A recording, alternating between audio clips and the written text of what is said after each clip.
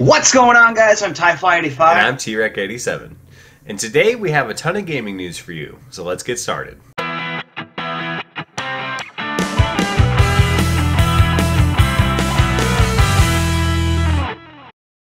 First up in gaming news this week that I wanted to talk to you guys about, Nintendo just announced the Nintendo Labo. And for those of you that are wondering what this is, we will definitely link it in the description below. But basically what it appears to be is Nintendo has found a way to make gold out of cardboard, is from what I saw from the trailer. It looks like basically you get like a little build kit. It's a flat piece of cardboard. You assemble it into something, and your Switch like interacts with it and connects into it. And like for instance, one of them is like a piano. And then the Switch uses its sensors to know like what keys you're hitting on this cardboard piano, and basically it becomes a game. Now these things are kind of expensive. Like there's different ones. Like there's a robot one that's $80. The variety kit's $70. The robot one looks like you build like a little robot suit and then you can like punch things with it. It definitely does appear to be designed entirely for kids. Not that the adults won't play with it, but it does look very interesting. I mean, this throws me all the way back to, you know, the amiibos or just all that stuff that Nintendo finds like the extra marketing or the extra way to make that extra dollar outside of the video games. What did you think about this TieFly when you saw the trailer for it? I have to completely agree with you that this is their way of doing like Skylanders, like how they just made a buttload of money off of Amiibo and Skylanders and all that kind of stuff. But it looks, I mean, I would highly recommend you all go check out the trailer just to see what it is that they're doing with this stuff. But it does look kind of cool. Like, you know, on one hand it looks really cool, but on the other hand I'm thinking to myself, like, what are you thinking, Nintendo? For reals? Cardboard? Right, like, it's 70, and the fact that it's $70, like, when we were talking about this on the phone earlier, you know, I was like, they're gonna be, what, 10, 20 bucks a piece, and that'll be that, you know, but you're gonna have to, like, replace them and get different ones, but $70 seems like a lot. Yeah, no, that's crazy. And then also, too, for any of you who go check out the trailer, you'll notice towards the end that they get really colorful and creative, and it's a good way for your child to kind of give an imagination to that product. But just for the construction kit, which comes with tape and some stickers and stencils and stuff, that's an extra $10. So when you're all said and done with buying all three of these things, you're looking at like almost $200. Yeah, just to have all this different stuff. And it's hard to describe exactly what this is. Like, you need to watch the trailer, honestly. Like I said, we'll link in the description below, so you can go visit the webpage so you can go look at this. I personally, just upon seeing this trailer and seeing how gimmicky I thought it was, and Nintendo is the master of the gimmick. They're really good about this gimmicky thing. Like the Wii, honestly, it was a gimmick.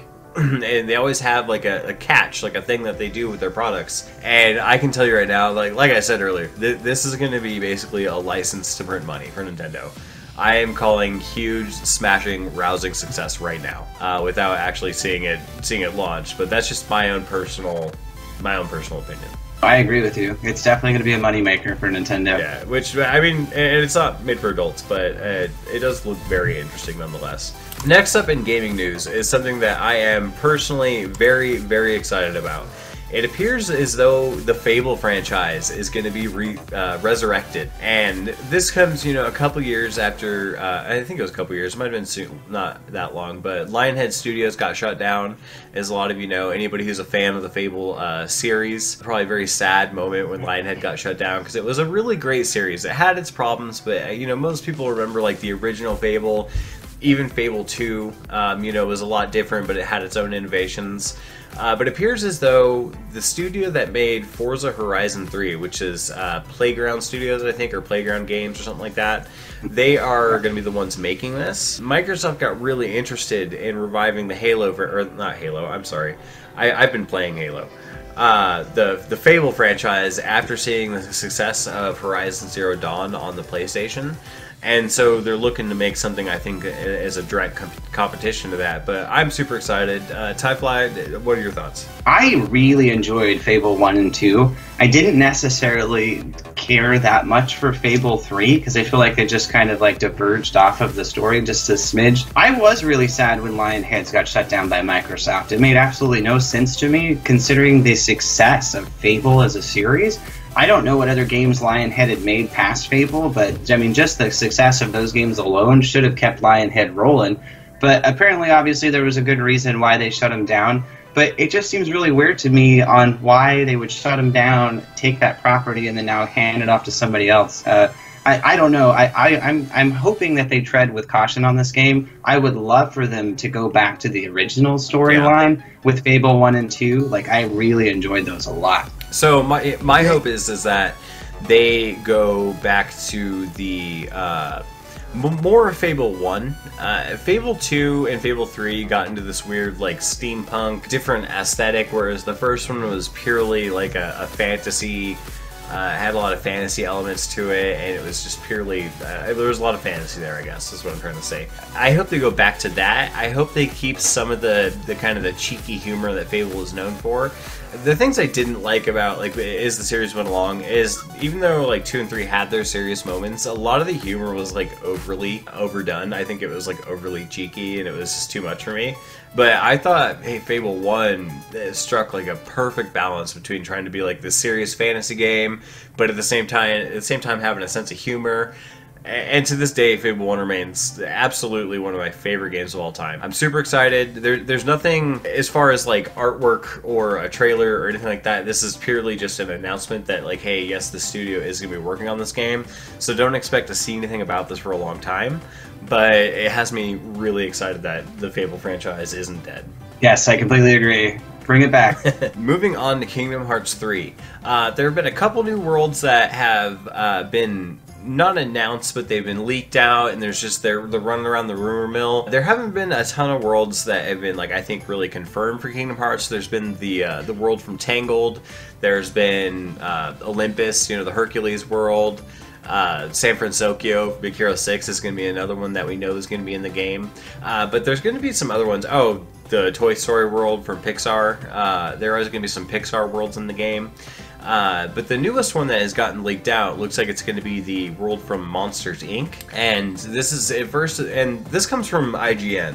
And I will link this article down in the description below so you guys go check it out, so you can go look at it. It looks like basically they're going to have Mike and Sully as party members. You're going to be able to go to the Monster Inc. world. You're going to be able to play that world. And I think that's very interesting. I really liked Monsters Inc. as a movie. What did you like? Did you like Monsters Inc. Type? Oh yeah, I loved Monsters Inc. Especially Mike and Sully. Like, it just is so good. It was such a great film, and I'm really happy that they continued on the series.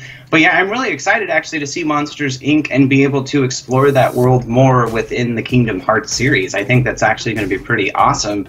And also, I'm excited for the Big Hero 6. And one of the things that I loved most about the franchise as a whole is that they used the same voice actors in the game that were in the movie. So, like, you had Woody and Buzz played by Tom Hanks and Tim Allen, or you had, you know, Hades played by James Wood for Hercules. So I just love the fact that they're using all of the original voice actors for those characters within the game. It's great. Yeah, it really helps, like, seal the deal as far as, like, believing these worlds goes, you know? Like, you can tell, and we talked about this earlier, when Robin Williams did the original Genie, and then when he wasn't in the sequel for Aladdin, the original Aladdin movie. Whoever the guy is, and I don't know his name, whoever did the Genie in the sequel did a good job. It sounded a lot like Robin Williams' Genie, but it wasn't the same, and you could tell. Even as a kid, I could tell it wasn't the same, you know. And so having a lot of these original voice actors, like say having like Tom Hanks and Tim Allen for like Woody and Buzz, stuff like that, it really helps like bring these worlds to life in the way that we remember seeing these movies when we were all younger. And everybody's been waiting for this sequel for so many years. Like Kingdom Hearts 2 came out like I think like 10 years ago or something like that. It was a long time ago. So having another full-fledged sequel that's going to wrap up this particular arc, this story arc in Kingdom Hearts is really cool.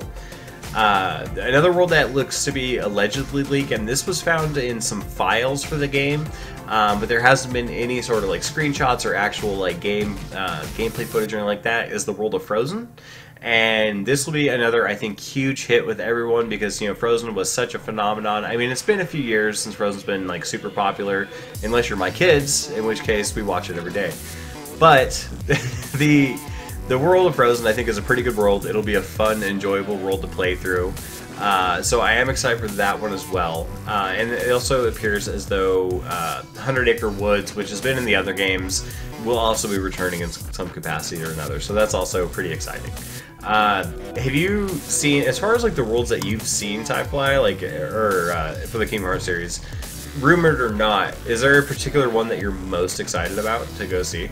I would probably say the Big Hero 6 and Tangled would probably be the two. I just like the fact of like that if they're gonna stick with the Big Hero 6, like the San Francisco, so it's like San Francisco but like Tokyo style, which everybody who's seen Big Hero 6, you know exactly what I'm talking about. But I just would like to explore that world just a little bit more. So I like the fact that they're bringing that into the game. Yeah, that one will be pretty cool. I just as a huge fan of the Kingdom Hearts series, I played every single Kingdom Hearts game multiple times, but the Olympus world will probably end up being my favorite. And other than that, outside of that, I do tend to enjoy the worlds that aren't necessarily like a Disney world or a Pixar world, but they're just like its own unique Kingdom Hearts world, like Twilight Town and Destiny Islands. You know, there are these other worlds that aren't necessarily part of the Disney Pixar worlds.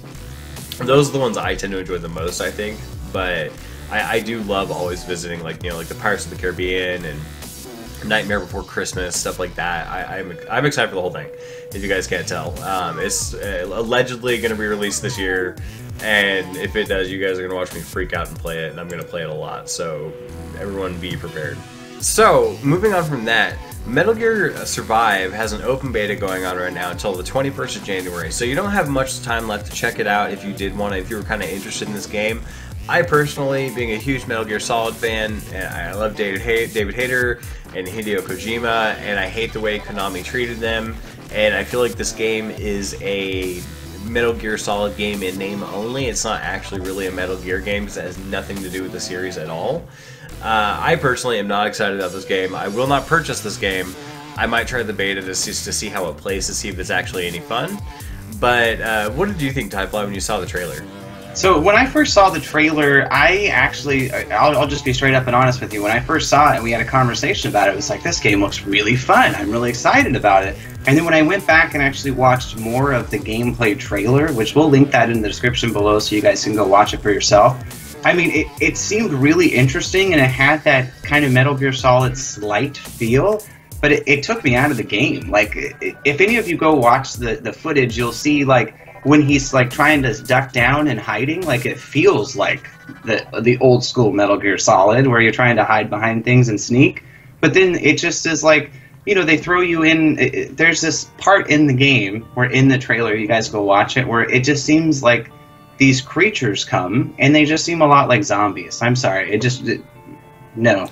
Right, this game could have been named anything else, and it would have been fine. You know, it would have been its own game. But they're using the Metal Gear, you know, the same engine that they use for Metal Gear Solid 5, and they're basically trying to tie the name to it as a cash grab maneuver, I feel. So I personally, from just a personal standpoint, I don't support this game. I'm sure the developers behind this game already know there's probably a lot of negative sentiment out there on the internet. With just the way that, like, with Hideo Kojima leaving Konami and David Hayter kind of getting treated the way he did and getting replaced, there's a lot of negative feelings towards Konami in general. And so I personally think this game's going to be fairly dead on arrival. Especially when I was first seeing it, I was thinking like maybe $30 for a new release for this game, but it's going to be a full $60 from what I've seen. So I have a hard time thinking that's going to be worth the value. I don't know. What do you guys think? I'm curious if any of you guys seen the Metal Gear Survive trailer. If you have, let me know in the comments below. Let me know what you think about it. Are you open to this kind of game, or you know, are you a fan of Metal Gear Solid series like me and are pretty like anti Konami at this point? I'm curious to know what everyone's thoughts and opinions are on this particular game. Moving on from that, though, a couple new releases happening next week. We're finally getting back into some sort of a release schedule with video games. Besides, you know, just, which I won't cover very often, I will occasionally, but like indie games are always coming out. But when you're looking at more of the bigger AAA titles, the titles that everybody's going to get excited about, we really haven't had anything going on so far this month.